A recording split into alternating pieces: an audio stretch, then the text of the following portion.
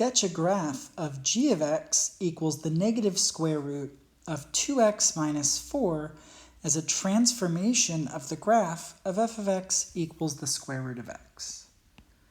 Let's start off with f of x equals the square root of x and figure out how we can transform this into the negative square root of 2x minus 4. Now the first thing we can do is we can replace x with x minus 4, and that gives us the square root of x minus 4. So replace x with x minus 4, and what that does is it is a horizontal shift to the right 4 units. So shift to the right by 4. Then we can take the x and replace it with 2x so that the inside of this radical matches the inside of the radical in the final function. So here what we did was we replaced x with 2x.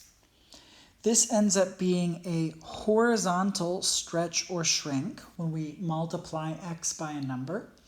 And we multiplied by 2, which actually corresponds to a horizontal shrink by 1/2. So we shrink horizontally by 1/2. And then there's one more thing we need to do to get this into our final function, and that is stick a negative in front of it to get g of x.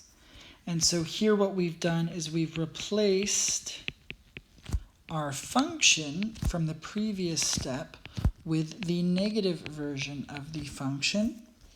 When we stick a negative sign in front of a function, that gives us a vertical reflection.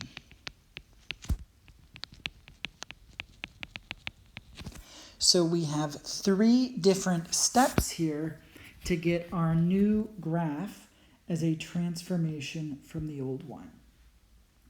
Let's do this. First, we shift right by 4 units. So the origin is going to end up moving here, shifting to the right 4. And then the other 3 points, when we shift to the right 4, are going to go here, here, and over here.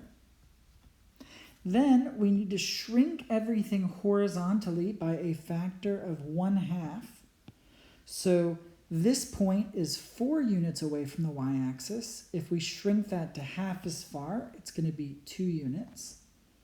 The next point is 5 units away. If we shrink that to half as far, it's going to be 2.5 units.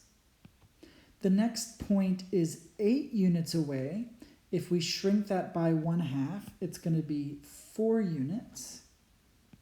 And then this one all the way over here is 13 units away. If we shrink that in half, half of 13 is 6.5. So we're going to be 6.5 units away. That's what we get after we shrink horizontally by 1/2. Then lastly, we have a vertical reflection. So these points that are above the x-axis get reflected below. So we're going to be down 3 units there, down 2 units there, down 1 unit there, and the point on the x-axis stays where it is.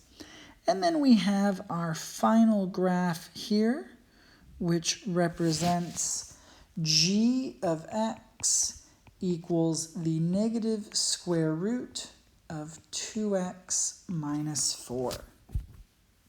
There is a way to do this problem where we do the horizontal shrink before we do the stretch. And I want you to see if you can figure that out on your own. A hint is that we're going to have to factor out a 2 inside the square root. So we're going to have to write g of x as the negative square root of 2 times x minus something. This something is not going to be 4 because we've got to factor out that 2.